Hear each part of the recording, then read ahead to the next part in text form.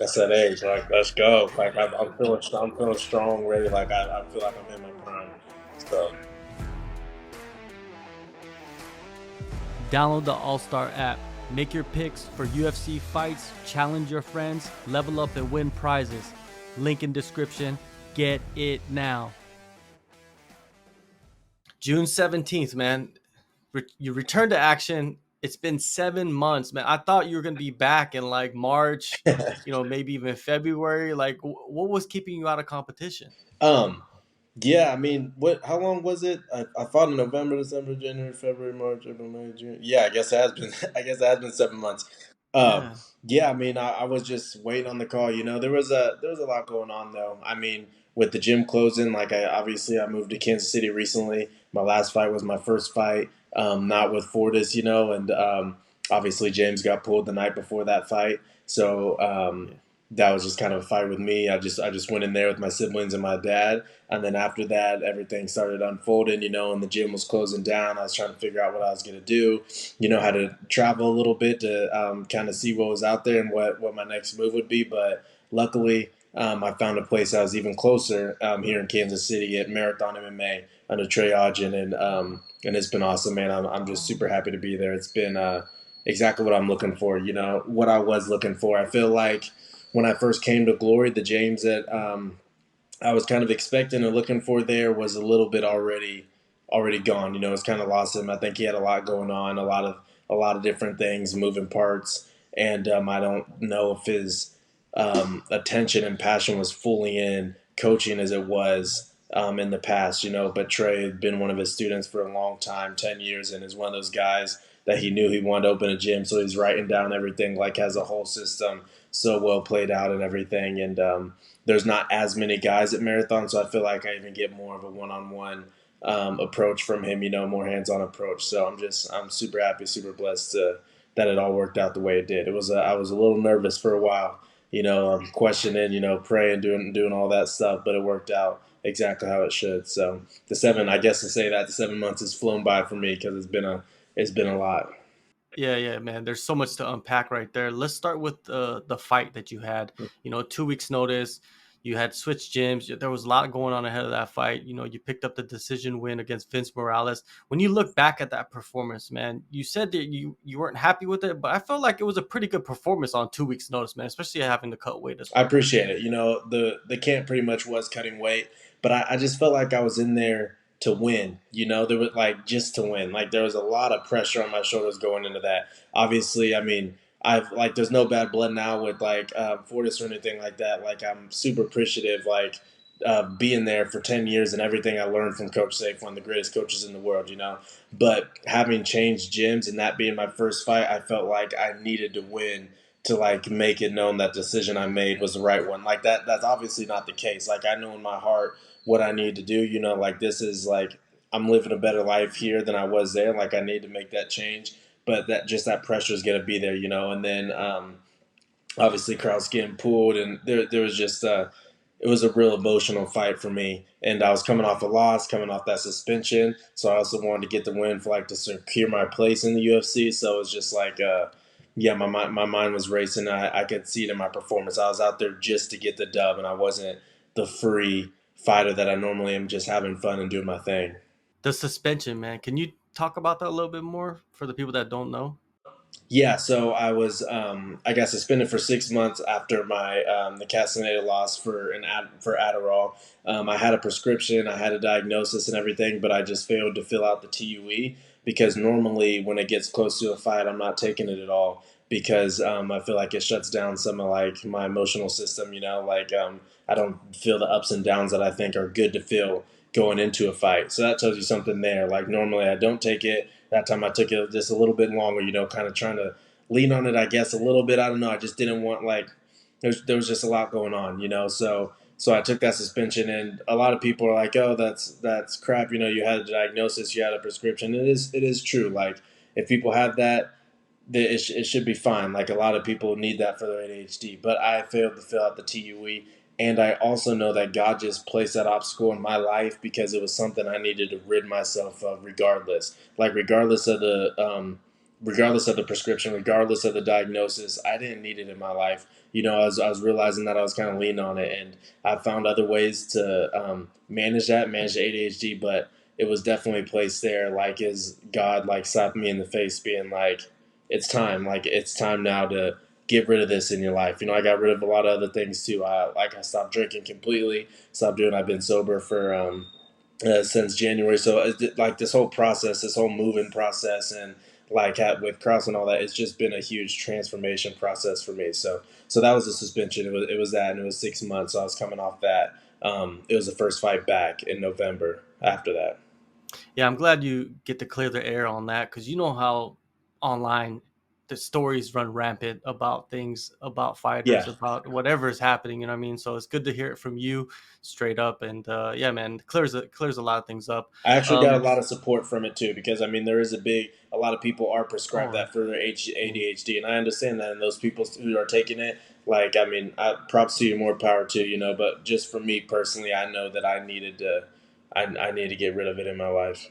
yeah, good to hear, man. And after that fight, you said that your confidence was not at an all time high during the fight. How is it fighting with that doubt in your mind, man? Because I feel like fighters, when they enter the cage, man, they're like they're so confident, it's almost delusional in some ways. You would Yeah, have to have yeah. that, right?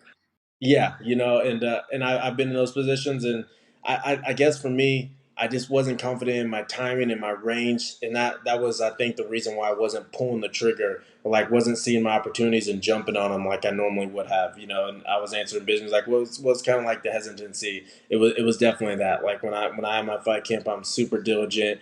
I'm like not leaving any stone unturned, and I just didn't feel like I was firing on all cylinders, so that made it hard for me to pull the trigger. And of course, like it takes two to tango. I think that if he would have just came out guns a blazing, then my hands would have started letting go. And like could hit him with a power shot, whatever. But the reality is, I don't think a ton of people are going to come out guns a blazing when they fight me, because they know I'm carrying bombs in my hands. So I think they're also going to be a little patient. So I think it all just played out for like a slower, more of a chess match type of fight. And Vince is good. Like I'm not taking anything away from him. It just wasn't my performance that I was looking for. Yeah, man. And after that fight, just like you said, the gym that you moved your whole family to the city. It just imploded basically. Everybody's scattering, and then you ended up with Marathon MMA, which Trey Ogden, he's a great. Yeah, I talked to him in the past about his gym and how he's coaching while he's fighting. So I mean, it seems like it's a good fit for you. Yeah. Was there like a feeling out process, or were you just like in there and you're just like, all right, man, this is like the spot? Because you said you went to other gyms before. Yeah, I mean, there was a filling out process. I wasn't sure exactly what I was gonna do. I drove to Houston too and trained with those guys. They got a great gym down there. As well, was training with like Yanez and Stotts and Matt Snow, who I've trained with quite a bit before. And I mean, it was just such a long drive. I mean, I just came from Dallas. I didn't want to have to do all that and stuff. Like there was other places, but I was just I was really happy to be able to do it here from home. And a lot of other Kansas City guys, they are scattering. And I mean you got to do what you got to do. I know a lot of them are going to Colorado and stuff, but I didn't want to. I didn't want to do that. Like I just didn't, and I really feel like I feel like Trey, he's doing a great thing there. Like he really is. Like if Krause had like a protege and like somebody, people that he was raising up, like he raised him well, and he's taking it like to the next level. And he's a great fighter, but I'm telling you, right now he's an even better coach. So it was just a huge blessing. Like, and I was like a little bit stubborn about it. Some people were telling like, oh, you need to go to marathon and stuff, but just being led under somebody that you're trained with, or like that is a training partner, you got to really put your ego in check and like put that to the side and realize like the difference between coaching and training. So I was like a little bit stubborn about it. And then the first time, I mean, my wife knows I went here and there, was doing all this stuff trying to figure it out. And the first time I went to marathon, I came back and I didn't even want to say anything, because she's been telling me to go for a couple weeks. And she's like, so how was it? And I was like, yeah, I think I found my new home. And she's like, so we were doing all this traveling, doing all this. I told you should go check it out. Usually she ends up being right, but yeah, it was one of those things where like my ego was getting in the way a little bit. When I finally went, I was like, wow, yeah, right under my flipping nose, this whole time. Yeah, yeah, that's the worst, right? It's like it's Yeah. right there in front of you, and you went Yeah. all over the spot. It's like, Yeah. damn, I man, didn't why want did I I do didn't that? want to say anything. I just kept quiet until she asked. My wife does the same shit, man. Same shit, Yeah. man. For real. I understand your pain. Yeah, man. I was talking with Tim Elliott, who was also training at Glory, and he went Yeah. to Texas, and he has a new team down there, and he kind Yeah. of similar to you. You know, what I mean, he's the vet, and he went into a new gym where there's kind of a lot of up and coming guys, and he's pretty much kind of like a leader in a way, you know, even though he Right. didn't want to become one. Do you kind of feel like you're in that spot right now with the gym? A little bit, but there's like Mike Breeden there and Garrett Armfield there. So there's a couple other guys who are in the UFC there. But I do. I mean, I this is going to be the biggest fight for that Marathon as a team has had. I don't think Trey's ever walked anybody solely out under Marathon to the octagon. So I do feel like a leader, and I feel like the beginning of something new for that gym. But that I take a lot of pride in that. And it also is like it makes me and Trey both super invested in this because it's a first fight at his gym. Like he's a head coach, marathon leading his first fighter up to the octagon, and I'm getting to be the first one to do that. So it's like it's a really cool experience, And we've been putting in the work. We've been doing the game. We just been working. So I think we're both like just as invested, and we both want to get this win just as badly as the other. Yeah, and this is a great opponent too. You know, I mean, a guy that's not like some guy that's debuting. This is a vet in the division, a guy that has Yeah. fought some of the best guys that are in the top 15. You know, what do you see in his skill set and the fighting style? I think he's good everywhere. I think he is a vet. I think he's been around. I think that uh, I think that my boxing is a little bit better. I don't think he's going to be able to wrestle me like maybe he's wrestled some other people in the past. I think that for him, honestly, it's just it's a tough matchup. It's a tough matchup for both of us. But I mean, he's 36. He's coming off this big knockout loss to Umar, which I mean, it's Umar, so you can take that with a grain of salt. But that was a nasty knockout, and it's hard to fully recover. Who knows like how much your chin recovers, but also mentally like how much are you mentally recovered. You got to be thinking about like if it gets touched again like that, maybe I'll go to sleep. And with a guy like me, with the power that I carry, I know that that's probably in the back of his head somewhere.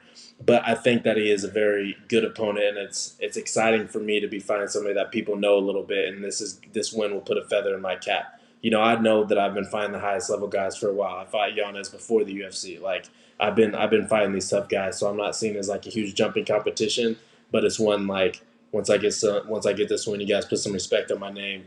Give me one more guy, and then let me fight for my number. You know what I'm saying? You make a good point, man. He did get knocked out cold, and Umar's not really a knockout artist like yourself. You know what I mean? He's not really Yeah, known for that power, and maybe he's coming back too fast. You know, some guys when they get knocked out like that, it takes them like some of them take like almost a year off. You know what I mean? Just to yeah. get Maybe their he is. I veins. mean, that was just in January. That wasn't that long ago, and it wasn't like a crazy shot. It was like a fake knee, and then the hook got him. Maybe, but I'm also planning to see the best. Like I'm hoping and planning on seeing the best Raoni that the UFC has seen. That's the Raoni that I'm prepared for. But I step in my shoes and I step in my opponent's shoes. Like I'm waking up with this guy, sleeping with this guy. Like I mean, this dude's on my mind 24/7 for the past 6 weeks, and will be into the fight. So I'm like thinking how he's thinking, and I know that probably has to be in his head. He's 36. He's made his little run and then had these ups and downs. Like he's wondering, like, do I really got that champion in me? Am I really making a run for the belt? And unfortunately, I think he just ran into a bad stop here with me because I'm hungry. I'm young. I'm just not reaching my prime, dude. I just turned 29. I feel like I'm getting my man strength, and I'm just biting at the bit to show the world who the f I am. So I think it's just bad timing on his part. I'm gonna put myself in your shoes. Well, you don't wear shoes in the octagon, but like let's say I'm in your mind and I step in there. I'm looking at him and when I first get in there, I'm thinking, let me just touch him one time to see how he reacts to Right? my Yeah. shots, right? And then you kind of get a feeling of okay, Yeah. is that kind of like something in your mind when you step in there against somebody? It's like let me touch him like once or twice to see how they react. It is. Like that beginning of the fight, like the first 1 minute of the fight feels like 10 minutes. and then the last 14 minutes feel like 4 minutes. That's just always how it goes. And I'm really like I think of all these things, but I'm also trying not to just go in there and throw power. So I'm just like really getting in like a zen state of like just let your body do the work. Like let the results come. Let the outcome be what it is, and just go in there and do your thing. Like take some of this pressure off yourself. But in the back of my head, I also know like if he comes marching forward and throwing these combos and going toe to toe like he was with Victor Henry, like I promise you, Victor Henry does not hit like I hit.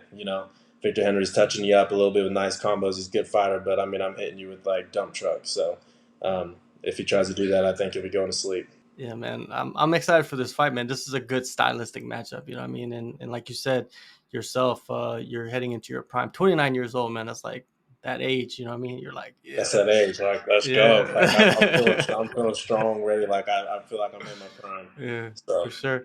One last question, man. I just wanted to ask you about Aljamain Sterling, man. He's about to probably defend his title against Sean O'Malley. Do you think it's just too much too soon for O'Malley, or do you see a competitive fight? I think it's too much too soon for Aljo. I mean, I think it is a lot for O'Malley, but I think like I mean he beat Peter Yan in a close fight. Like I mean he's had time to really grow and stuff. But Aljo, I know that's a big weight cut for him. I know how much he put into the Cejudo fight. I think he was kind of bullied into taking this fight and accepting it. Like the UFC like had Sean come in already right after the fight. Like if I was Aljo, like he had all the neck injuries and stuff, I would have wanted to take a little bit of time off, like enjoy it a little bit, and then start a whole nother fight camp. But the fight's already booked. So even if you're not training like you're in camp, when the fight's booked, your mind is in camp. Like you have a fight, like you signed, you have that opponent in your head all the time. So I'm hoping that he's gonna be able to put the work in like he did for this last camp, because you could just see it in all his videos and his energy and his aura. You could see that he worked his ass off to fight Henry, and I hope that we just get to see that same Aljo fight Sean, because if we don't, then it's just a disservice to all of us. I want to see the best at their best fight the best. So hopefully he didn't bite off more than he can chew, but we'll see. Yeah, definitely. June 17th, UFC Fight Night, Las Vegas. Miles, thank you so much, man. Appreciate the time and all the best in this fight. It's a banger for real. Like bantamweights, Yes, sir. bantamweights. Just Bantamweight banging heat, on baby. it's Bantamweight all day. It's Vegas. all Yep. day. Yep. So I appreciate it, man.